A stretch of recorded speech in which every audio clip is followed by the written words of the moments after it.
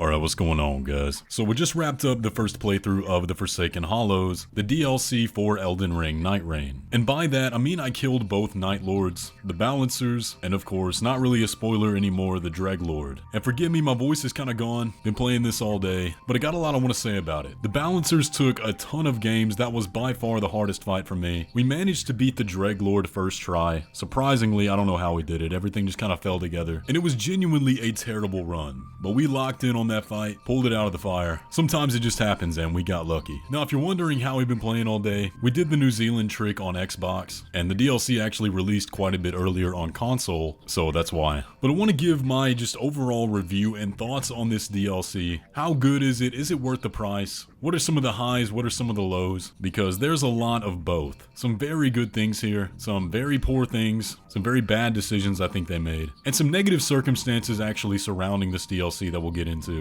But the things that are really cool are amazing, and I'll give it a score out of 10. Now let me go ahead and say right off the bat, this video will contain spoilers, but I will let you know before I show any gameplay, and that's because I want to talk about both fights. But I will let you know before I show gameplay of the more spoilery stuff, so if you don't want to see it, you don't have to. But of course, as always, as we get started today, if you want to stay up to date on all things Elden Ring Nightreign, go ahead and hit that subscribe button, and now let's get into it.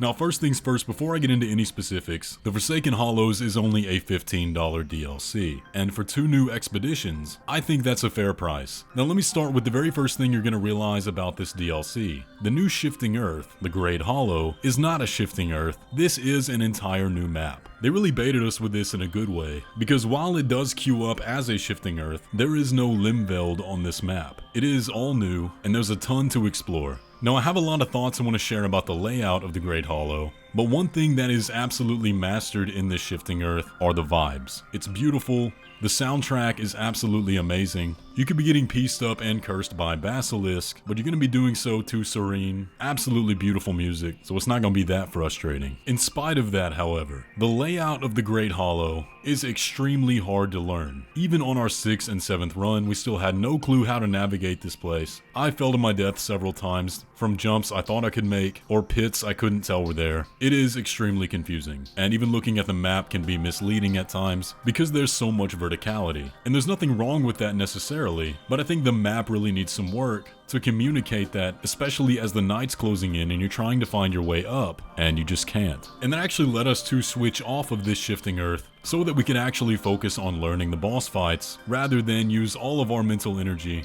just trying to figure out where the heck to go. Now I don't say that to say that the map is bad by any means, I'm sure we'll learn it in time, but it was so frustrating here that I think until you watch a full breakdown or guide of this, even playing it yourself, it's going to be very, very hard to master. And maybe that's a good thing. I really can't say one way or the other. We did manage to get the power of the area, but I didn't really get to see it in full action, because I think the true benefit of it is tied to one of the castle towers that's almost like a boss rush as you climb up it, which is super cool, but I didn't get to finish it because every time we tried, it just took way too long to get there, and the night was already on us before we could kill all the bosses. So right now, my opinion of the map is generally positive, but I still have a lot to learn before I really see the full potential here. But as of right now, I have no idea what the optimal route is going to be. There just seems to be so many possibilities and so many secrets hidden in here.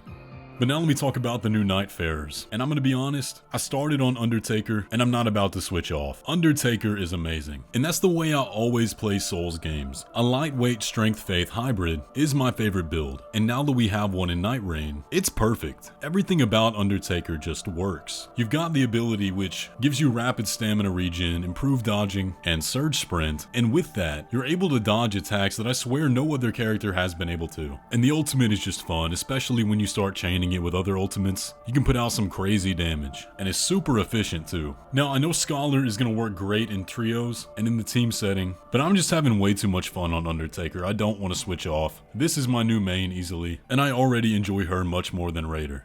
Now I want to spend some time on the night bosses, because there's a lot of new ones, and I'm going to be honest, this is not what I was expecting. Now, Moog was already a pretty hard fight in the base game, but man, they put him on crack in this DLC, and this is hard. This is a very hard fight. It's not just the clone that you fight down in the Lanedale sewers. This is a beefed up version of the Lord of Blood that you have no true counter to. And I actually wonder if it's even possible to do this fight without taking damage, because it doesn't seem like you can stop then he heals. But if there is a counter, please let me know down in the comments because this ended several of our runs. Now the other night bosses like the demon princes are pretty cool, but I really gotta talk about Artorias, man. They did Artorias justice. This fight is absolutely awesome, and it is not easy by any means. They really beefed him up and made this fight the evolution that it needed. He's way faster, has a ton of new attacks, and can easily combo you and roll catch you, even though those moves are the same as they were back in Dark Souls 1. The ones he kept killing me with were just his basic moveset from the Artorias DLC. Don't ask me why those, out of all of them, were what was catching me. It's crazy. But yeah, this fight is awesome, man. I'm so glad he's not just a pushover. Genuinely, I do think this is the coolest fight in the game now. And I promise I'm not just saying that because it's Artorias.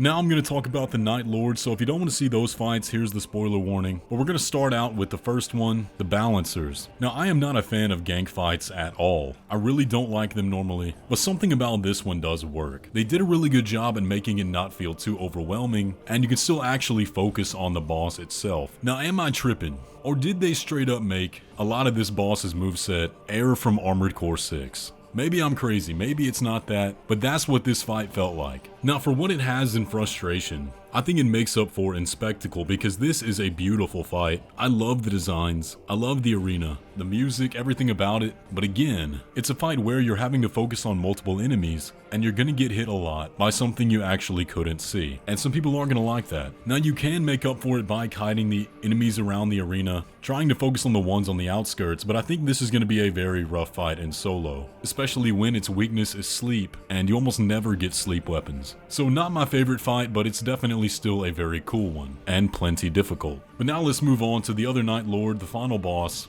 the Dreglord, and I am going to show some gameplay. So click off if you don't want to see that.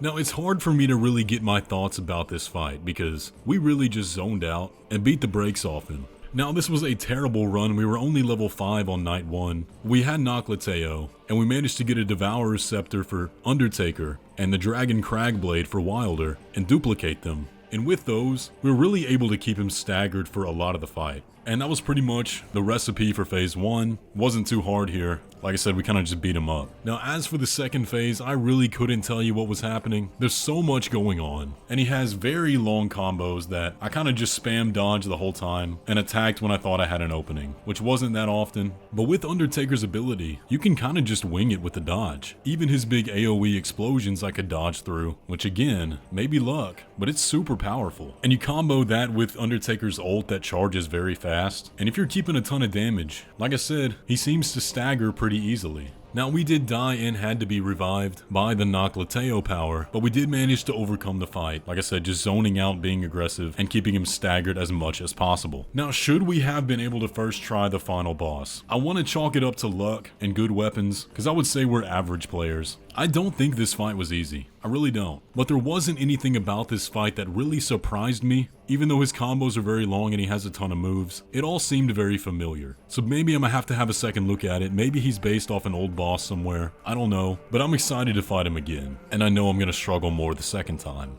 Now, I've been very positive so far. Let me talk about some of the negatives, and there are quite a few. Now, if you read the interview with Ishizaki lately, then you would have seen that he mentioned that the resources for making this DLC were very limited. It seems they have a majority of Fromsoftware on other games at the moment, and they didn't have a very big team to make this. Even so, it doesn't make sense why there's no Shadow of the Erdtree weapons. That is a massive letdown, and that is a huge blow to replayability. The majority of the time, you're going to be playing this game exactly the same way, with exactly the same weapons, and fighting a majority of the same enemies you've been fighting all along. And because of that, and you're going to be feeling that the entire time you're playing, even though it is on a new map, most of it is just exactly the same as it has been this whole time.